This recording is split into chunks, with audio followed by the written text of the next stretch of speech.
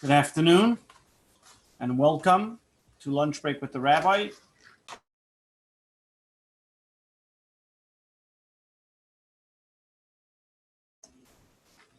We're going to continue on our class as we talk about and discuss the different issues and subjects in Judaism, the values and the reasons for it. Today we're going to talk about more of a general question, which many ask and discuss, especially in today's time and age when there's so much unrest going around the world. And one of the greatest phenomena and unbelievable things that we look at the miraculous nature of the Jewish people is, as Mark Twain put it. Mark Twain once said, "The Egyptians, the Babylonians, the Persians rose, filled the planet with sound and splendor.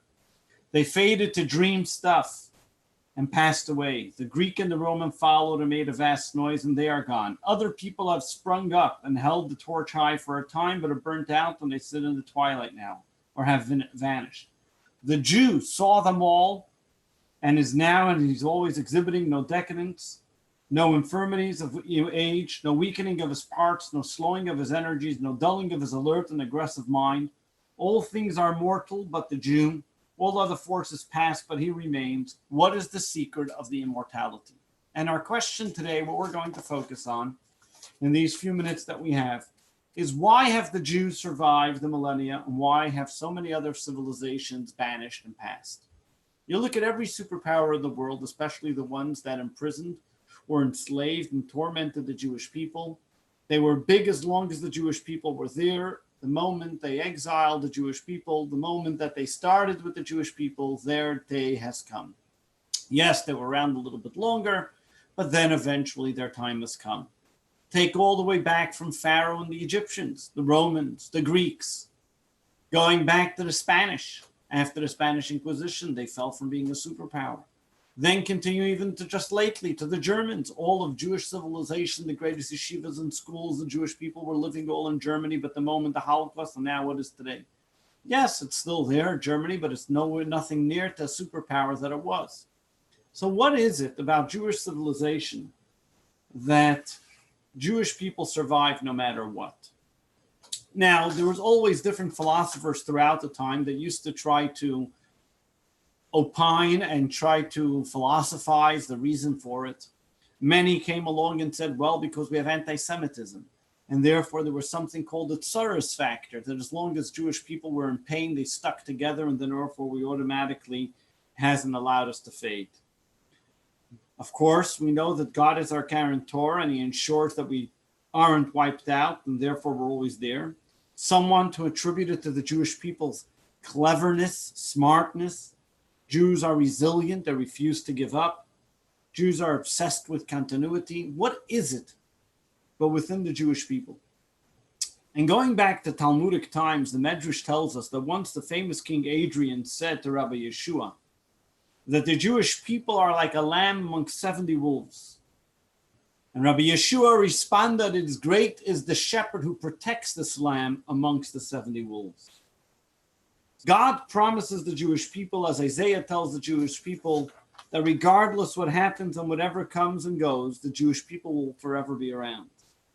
The great scholars and philosophers and Jewish thinkers of all time discuss about the unique quality that God promises the Jewish people, how he's a shepherd that protects us from the 70 wolves, that regardless of what happens, we are still here to tell the tale. But what is it? What's the uniqueness that we have as the Jewish people? Well, number one, we know that God promised Abraham all the way back to our forefathers that we will ultimately be the light unto the nations, the symbolism of the world, and therefore we can always have to be around. So regardless of what happens, God protects us, A, from annihilation, and even B, from within our own assimilation. But there's more to that. And in every single time and in every single moment, Judaism demands of us, and the traditions that we stick to, the Torah that we have, is something that hasn't changed over the millennia, hasn't changed in the past 3,000 years, and therefore the Torah is consistent. Truth is consistent.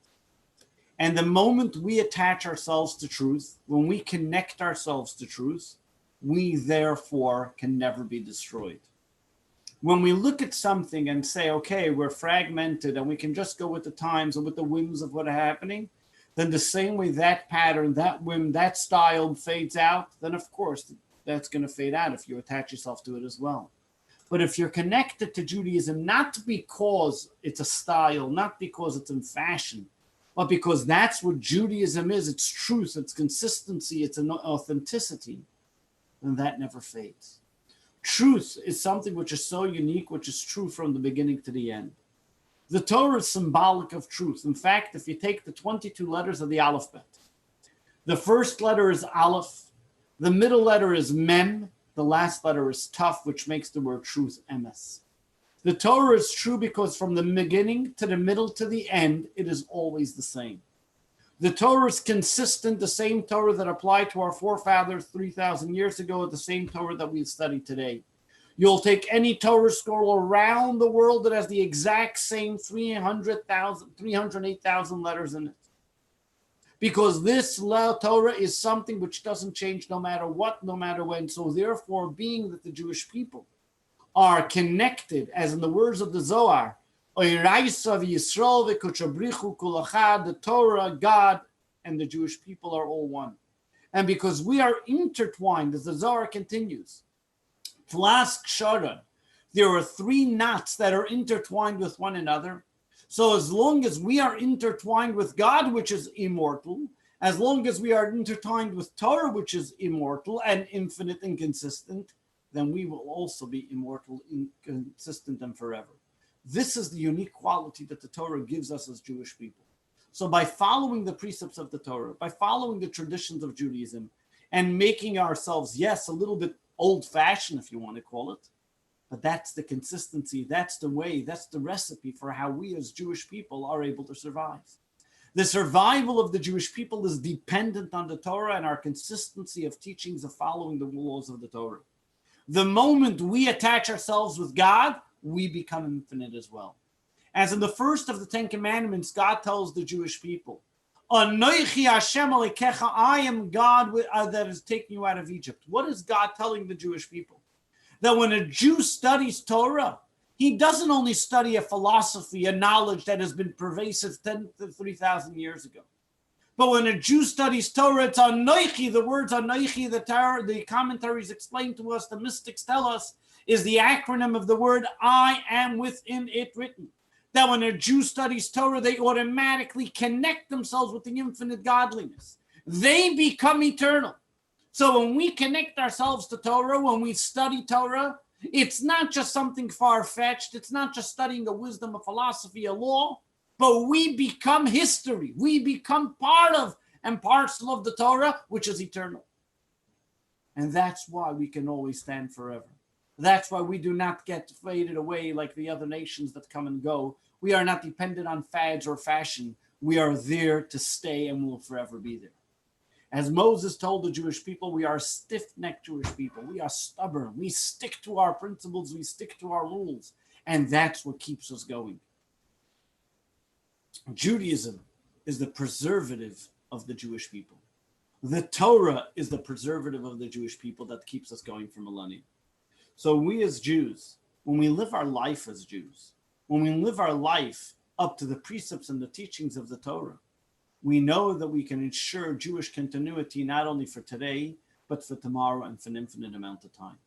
As Judaism has taught us in the past 3,000 years, those who have stuck to the teachings of Torah, to the traditional values of the Torah, not laying and weighing and trying to bend with assimilation, whatever it may be, those are the ones that have survived. Look, just 250 years ago, there were those Jews who felt and say, you know what, we have to assimilate, we have to be like everybody else. Their famous slogan was, you're a Jew in your home and like a non-Jew when you leave your home. Unfortunately, they were called the Enlightenment.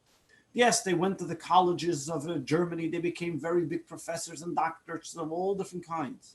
But unfortunately, very few generations later, there's nothing left of their Judaism. There's nothing left of their Jewish heritage.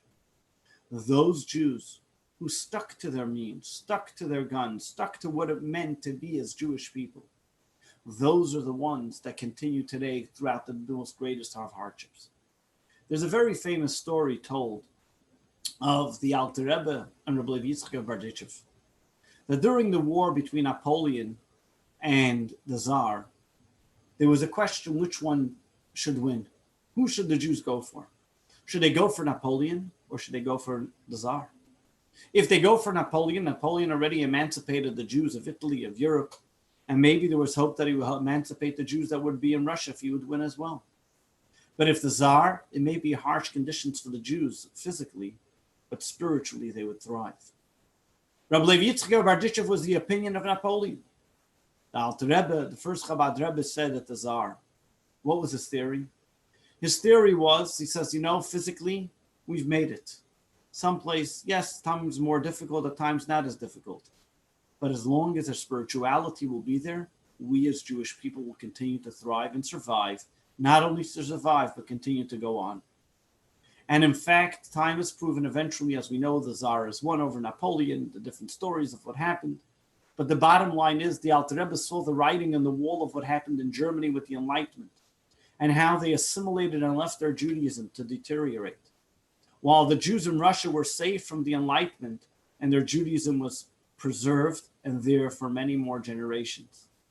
The Alter Rebbe understood that the spiritual survival and thriving of the Jewish people is what keeps the physical survival alive. It's our immortality that keeps our mortality going. It's our spiritual that keeps our physical going. It is through the acceptance and the teachings of the Torah. Have we gone through tough times? Very tough times. No nation has suffered more persecution than the Jewish people. But because we have stuck to the teachings of the Torah, because we respect the values of the Torah has kept us going for years and again. So when we as Jewish people respect ourselves and our teachings of Judaism, the nations around us learn from it. And we become a light unto the nation, that they learn from our teachings, they learn from our values, and then we can continue to thrive and be strong throughout the millennia and be a light unto the nations. Thank you all for listening in. All the best. See you again tomorrow at 1 p.m. Tomorrow is Wednesday. We'll be discussing why don't Jews accept the Christian Messiah. We'll talk to you tomorrow at 1 p.m.